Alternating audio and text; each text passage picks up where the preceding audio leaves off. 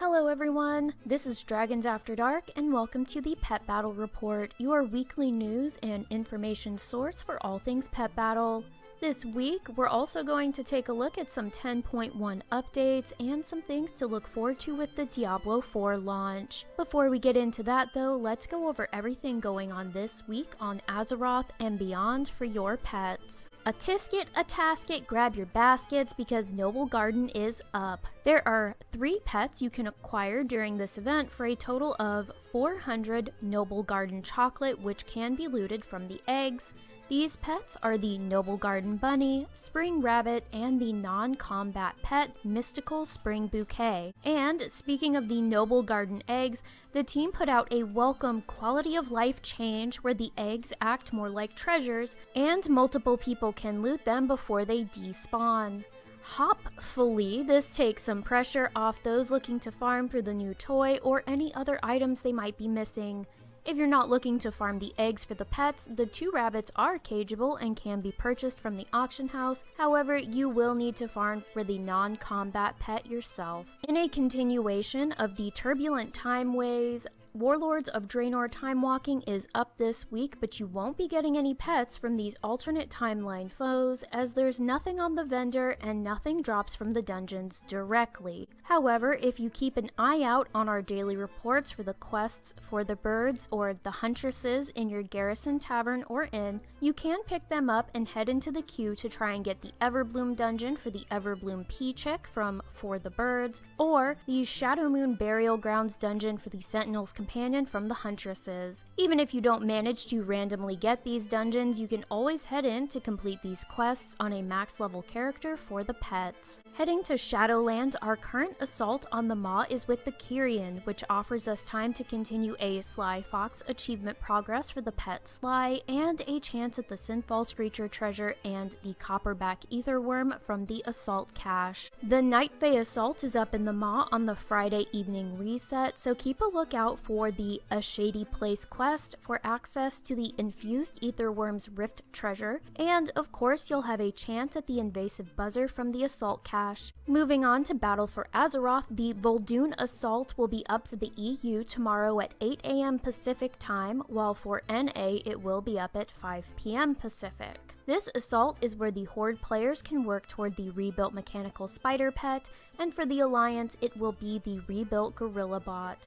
As for Enzoth assault, he's hanging out in Oldham this week, which means we have a chance for the Pyre of the Amalgamated One bonus objective to spawn, which spawns a rare, who in turn has a chance to drop the Wicked Lurker battle pet. So keep an eye out on the daily reports to see if the Pyre is up. Our BfA islands for the week are Rotting Mire, Haven's Wood, and the Ungol Ruins, and for the salvage we have the Rotting Mire, Verdant Wilds, and the Whispering Reef. To wrap up the weekly events, this is just your reminder that next week is Sign of the Critter, or Pet Battle Bonus Week. This time around, NA will have Super Squirt on that Tuesday reset, while EU still has until June for their next one. Keep in mind that with the rebalancing of XP during and outside the event, you still have great opportunities to level outside of the bonus week with regular Squirt days and repeatable Legion Tamers when their world quests are up. So instead of trying to slog through hundreds of pets to level in a single day, you can space it out as these leveling opportunities come up. Before we get into upcoming news and info for 10.1 and more, let's go over our pet spotlight for the week. This one is a shared spotlight between the infected Squirrel and Foulfeather, and I bet you're wondering what these 2 incredibly different pets have in common, right? They are the only 2 pets we have that are capable of achieving the previous 100% Shattered Defenses debuff, since they have both Rabid Strike and their Shattered Defense ability in separate slots. This can be a little trickier to set up with the Foulfeather, but what I like to do with the Squirrel is Rabid Strike until dead, then Stampede on my undead round. This isn't super feasible outside of battles against single enemy targets, since you'll need some setup time and are sacrificing a pet for the chance at 2 rounds of 100% damage, but when you find a fight to pull it off, it can be very satisfying and a little nostalgic. With Foulfeather, you're usually better off still going with Black Claw and Flock, and I like to use my SS or Speed Breed of Foulfeather over Icky, when I need to stay faster than the enemy even after losing my flying racial speed buff. However, the 100% shattered defenses is still possible if you'd rather try that out to see if it works better for your strategy. My general thoughts for determining which one will work better is, if the pet I'm setting up for will do more damage, I go for the 100%. If it looks like I'm going to get more out of the fight to let Foulfeather chunk the health down, then clean up with the remaining pets, I go for Black Claw and Flock. Now on to some news about 10.1. During the last report, I was talking about the pet Roland you'll get from the achievement, The Gift of Cheese, which has you sharing the Recipe Rat's greatest recipe with 50 hungry rats across Azeroth. Well, after some testing and digging, it looks like we'll need to revisit the Recipe Rat in 10.1 to get a new recipe called Charitable Cheddar. This will allow you to cook shareable cheese for the hungry rats of Azeroth. However, though I've gone back into the Zizkera vaults, I haven't found the recipe rat again to see if we'll need to go there for the new recipe, or if they'll be spawning somewhere else. I've copied over characters with a bunch of keys, so hopefully the RNG gods will be with me, so we'll find out before 10.1 releases. As for the other pets, we've seen quite a few of them either removed or hidden from the journal. I'd estimate it's just under 30 or so, but we'll have to wait for the next build to see if they come back up. We might be in for a situation like with the alpha and beta, where some of the pets we data mined might not be until the next patch or even later. That said, some of the new pets that have been given pet battles as their source haven't popped up on my map when I'm flying around. This makes me wonder if we've got more secret wild pets where we'll need some kind of special trigger to get them to spawn, like with White Whisker or the Pale Baby Vorkwin. The wild battles have also gone from being level 1s to level 25s, and with it we've gained backline pets. This is the only place I have found one of the wild pets, the Sunglow Cobra, but it doesn't seem too rare, and I'll usually see it every other or every 2 battles or so. I've also had some new alternative colors pop up for a couple of the pets I'd caught previously, and right now I'm hunting for a white stone whisker, which may be an alternative color, but I haven't been able to confirm for myself yet. The density of wild pets in Zaralek is either really good or completely barren. They're mostly concentrated around the Drogbar and Niffin settlements, then in the acid fields in front of the Raid and Jarradin area. Even though the area isn't terribly big, I have started my wild pet map, which I will release prior to 10.1 coming out on May 2nd.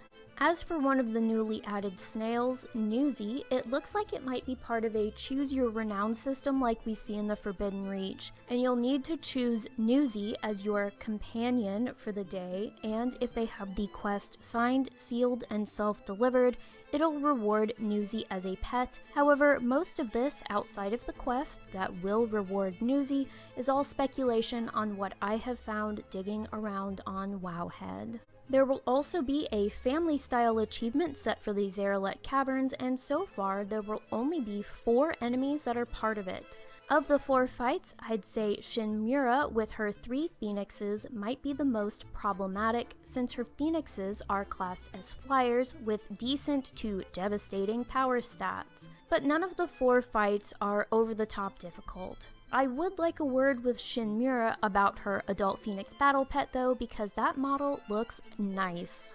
You might be wondering about some of those Bakar pups that were data mined, and I can say that one of them has been set aside as a pet charm vendor pet from Explorer Bezert in the Zaralek Caverns, though the amount of pet charms is shown as TBD or to be determined. Given Scout's price tag, I wonder if we'll see a continuation of the 5k for puppies trend. I can also say that some of the poor pets that were left bereft of their sources in 10.07 are showing sources on the 10.1 PTR, though I haven't checked to see if they are on live. Now, for some post 10.1 news, we're venturing a little outside of the world of Warcraft and heading into Sanctuary territory. One of the pets that was data mined recently looks to be connected with a promotional event for Diablo 4, but it sounds as though this event will be in WoW and not Diablo itself. This will include a reputation bonus, but also has a battle pet called Baa'lial, Baa'lial.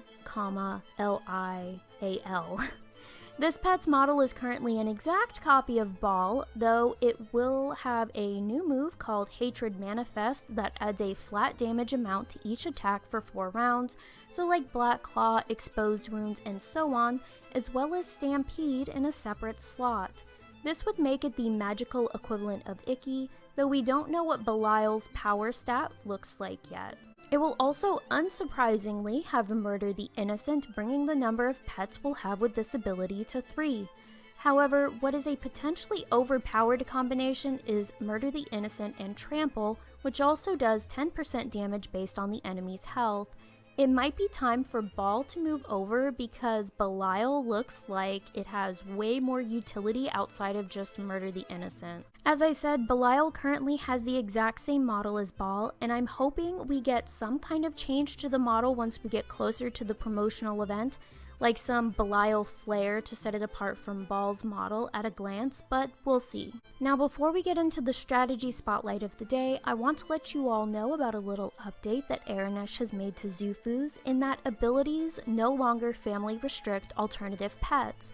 So if you choose a mechanical pet with Explode, it will also display the flying, elemental, and magical options with the same ability. However, right now this also means it will offer out-of-family alternatives on family achievement pages, so keep that in mind when choosing alternative pets for strategies. Now, for our strategy highlight for the week, we're going to tip our hats to Norng's 4-round fight against the final boss in Noblegarden. With the new out-of-family alternatives option, this strategy has plenty of potential for a wide array of rosters, needing only a pet faster than 294 with the Howl ability in slot 1 and Lightning Shield ability in slot 2.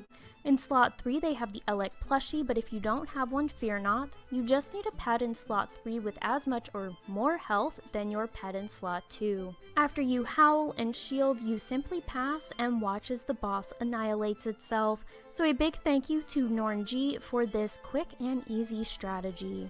With that, let's round up today with a couple of tips from me. These tips come from a recent comment I received on YouTube, but not from a place of offense.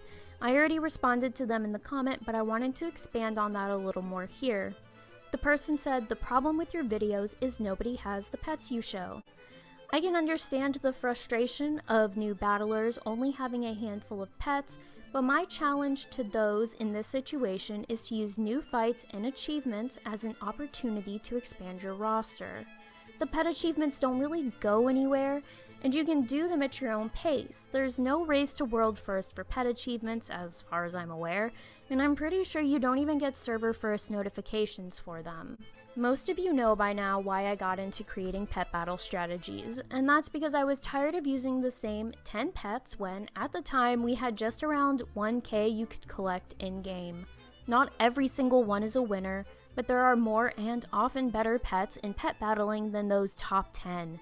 Yes, you can defeat that enemy with just an Anubisath idol, but I would rather not spend 20 to 30 rounds on every fight because I didn't want to take 5 minutes to hunt down a wild pet. Which brings us to the second part of the comment. I did this in 2 seconds with Icky and a Nexus Whelpling, and I'm sure it worked for them, so I'm not doubting that part at all. However, when I create strategies on Zufus, which I then sometimes post to YouTube or on Wowhead, I'm doing so to potentially thousands of people. As an example, my top viewed strategy on Zufus has over 300,000 views. I need every person who comes across my strategies to be able to replicate them with the same outcome, which is a win, no matter the conditions of the fight. You're just not going to get that with pets that are very susceptible to RNG like Icky and even the Nexus Whelpling depending on the fight. That's why I will always prioritize stability over just about every other factor. Do I go out of my way to use difficult to obtain pets? Not at all. If choosing a more readily available pet means going a couple rounds longer, I'm more than willing to do that, but not at the expense of stability. At the end of the day though, if you don't like my strategies because of my choice in pets, don't use them. Simple as that. Anywho, that's going to be it for me this week. I'll have all the pertinent links available on my tweet for the podcast as well as in the description once it's uploaded to YouTube. Until next time, I hope you all have a fantastic rest of your day or night, and happy battling!